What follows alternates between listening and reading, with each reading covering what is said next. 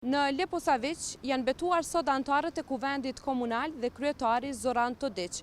Betimi i tyre është bërë në seancë konstituive me simbole të Republikës së Kosovës. Pas betimit, kryetari i cili vjen nga radhët e listës serbe ka mbajtur fjalën, por nga ulsja e tij.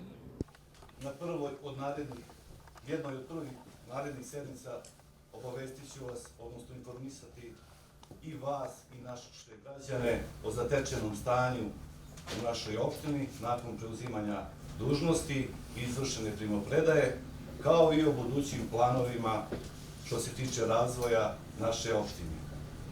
Još jednom koristim priliku da se zahvalim svim građanima opštine Leposavić koji su i ovog puta na proteklim izborima ukazali poverenje i meni, i odbornicima, i Srpske liste. Në ceremoninë e betimit si kryetar, Todić është shoqëruar nga anëtarët e listës serbe dhe Slavko Simić.